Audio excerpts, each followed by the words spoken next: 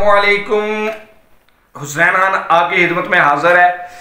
चंद बड़ी अपडेट्स हो रही हैं पाकिस्तानी सियासत में लगातार, और उनमें अब हुकूमतें बनाने की तरतीब जारी है। जोड़ तोड़ शुरू हो चुके हैं कि वफाक में कैसे हुकूमत बनेगी, सूबों में कैसे हुकूमत बनेगी। पहले आपको मैं एक चीज़ बता दूं कि आज वसीम बदामी के प्रोग्राम में पाकिस्तान तहरीक इंसाफ के जनरल सेक्रेटरी उमर अयूब ने बात करते हुए एक मरतबा फिर कॉन्फिडेंस के साथ ये दावा किया है कि वो वफाक में और पंजाब में हुकूमत बनाएंगे। बज़ाहिर तो इस चीज़ के कोई चांसेस नज़र नहीं आ रहे, क्योंकि नून लीग के पंजाब और वफाक दोनों में नंबर पूरे हो जाते हैं इत्तेहादियों को मिला के। लेकिन जिस कॉन्फिडेंस के साथ उनका दावा था उसमें भी लग रहा था कि शायद आने वाले 15 दिन में कोई ना कोई अपडेट हो सकती है। देखते हैं कि पीटीआई मजीद कितनी सीटें इलेक्शन ट्रिब्यूनल और हाई कोर्ट वगैरह से हासिल कर सकता है। लेकिन फिर वक्त जो बड़ी खबर है वो ये है कि लाहौर में बड़ा हाउस जाती उम्र है, जबकि सिंध में बिलावल हाउस को सबसे बड़े सियासी घर का दर्जा हासिल है।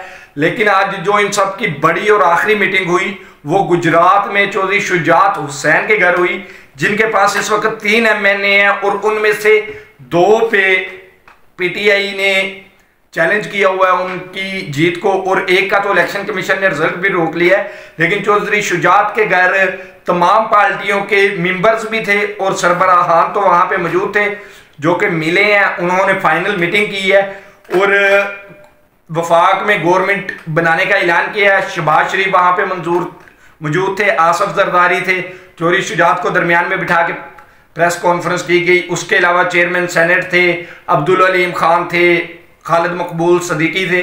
तो ये सारे वहां पे मौजूद थे जिनको मिला के गवर्नमेंट बनने वाली है।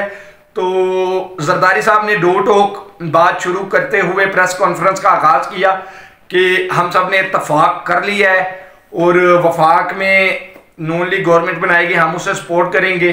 सिंध में डेफिनेटली पीपल पार्टी की बनने जा रही है। पीपल पार्टी ने 3-4 ओहदे मांग लिए हैं। अब पीपल पार्टी के मूव को सब वेरी गुड मूव कह रहे हैं, और एक मरतबा फिर सारा बोझ और सारा इल्जाम नून लीग के सर आएगा। ये पता नहीं हर मुश्किल वक्त में शहबाज शरीफ और नून लीग सामने कैसे आ जाते हैं। हत्ता कि नून लीग को चाहिए था कि वो पहले दिन से ही इस कीचड़ में पाँव ना रखते, लेकिन उनको तो जैसे इक़्तिदार की हवस ने अंधा कर दिया। उनको समझ नहीं आ रही, नौजवान उनसे मुतनफ़र हो गया, पाकिस्तान में उनका वोट बैंक खत्म हो गया। असूली इलेक्शन होता तो 15 सीटें नून लीग जीत रही थी, शायद इसमें से भी 1-2 कम हो सकती है अगर साफ और शफाफ इलेक्शन होते।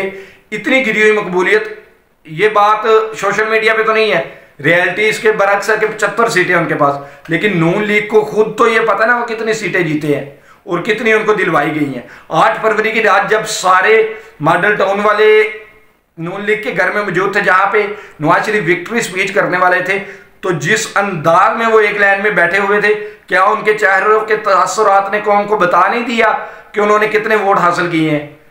लेकिन फिर भी नून लीग को इक़्तिदार की इतनी हवस है कि उन्होंने जैसे भी मांग के ली, एड़ियां रगड़ के ली, बूट पकड़ के ली, 75 सीटें ले ली हैं और पीपल पार्टी की सपोर्ट भी हासिल कर ली है। और शहबाज शरीफ साहब ने बताया कि पंजाब में नून लीग इजीली गवर्नमेंट बना ली है। पंजाब में गवर्नमेंट बनाने के लिए बेसिकली 148 का नंबर चाहिए, और ये मैं मखसूस नशिस्तों के अलावा बता रहा हूँ। तो नून लीग 138 सीटें जीती हैं। उसके बाद दूसरे नंबर पे पाकिस्तान तहरीक इंसाफ बैकेट आज़ाद उम्मीदवार है, वो 116 सीटें जीते हैं। उसके अलावा 22 ओरिजिनल जो आज़ाद उम्मीदवार हैं जो पीटीआई के नहीं थे वो जीते हैं। 10 सीटें पीपल पार्टी के पास है, और नून लीग और पीपल पार्टी अगर इत्तेहाद करती हैं और उसके अलावा 7 सीटें मुस्लिम लीग काफ के पास है, तो इनकी आसानी से गवर्नमेंट बन जाती है अगर आज़ाद इनके पास नहीं आते। लेकिन आज़ाद अब इनके पास आना शुरू हो गया है। मेरी इतलात के मुताबिक 6 आज़ाद MPA इस वक्त नून लीग के साथ मिल चुके हैं और मजीद भी नून लीग की तरफ ही जाएंगे। और शहबाज शरीफ ने ऐलान किया कि मरियम नवाज को पंजाब की वजारत आला दी जा रही है। इस पर अब कोई बात नहीं करेगा, सब कहेंगे बहुत अच्छा फैसला है, बुरा फैसला सिर्फ अली अमीन गंडापुर का था। उसके अलावा शहबाज शरीफ ने ऐलान किया कि मरकज में हम अपील करते हैं और दरख्वास्त करते हैं नवाज शरीफ साहब से कि वो आए और वजारत उज़्मा का ओहदा हासिल करें। लेकिन उस वक्त नवाज शरीफ वहां पे मौजूद नहीं थे।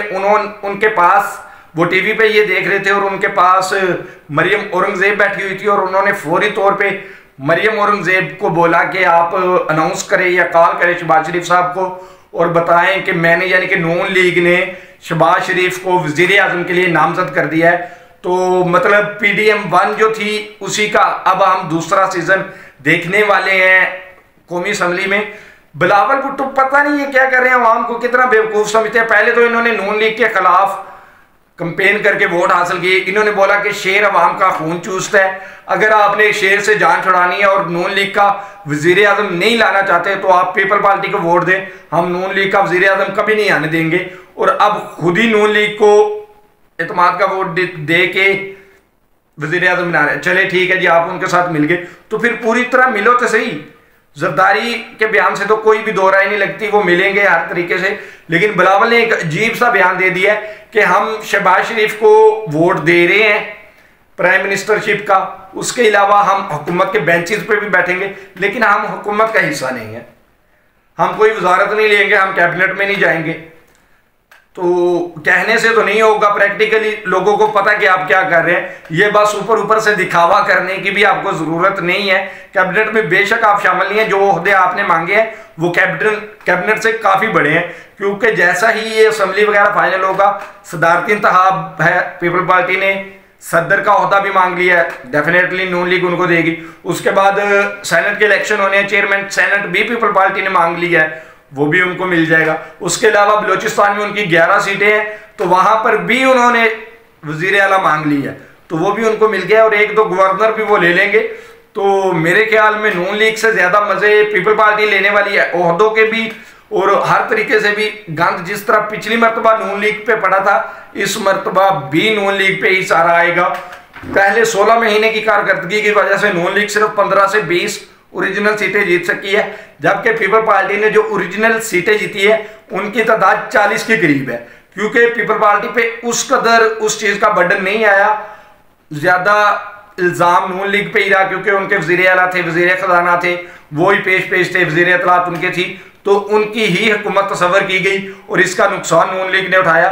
और इतना बुरा तजर्बा होने के बाद नून लीग दोबारा ये फैसला कैसे कर रही है, ये मेरी समझ से तो बिल्कुल बालातर है। इसके दो ही वजूहात हो सकती हैं, एक ये कि इक्तदार का नशा, ताकत का मजा, लेकिन आपने 16 महीने जो ताकत का नशा रखा, तो अगर उसी नशे को आप बरकरार रखने के लिए आ रहे हैं तो ये आपका बहुत ही बुरा फैसला है और जिंदगी में आपका आखिरी इक्तदार होने वाला है। इसके बाद धांधली क्या, धांधले से भी आप कभी इक्तदार में नहीं आएंगे। और दूसरा ये कि इमरान खान के इंतकाम से बचने के लिए कि कहीं वो ना आ जाए, इसलिए चले हम ही ये जहर का कोड़ा गुड़ पी लेते हैं, तो खान कभी ना कभी तो आएगा। लेकिन वो तुम लोगों की तरह बदला लेने वाला मुझे तो नहीं लगता।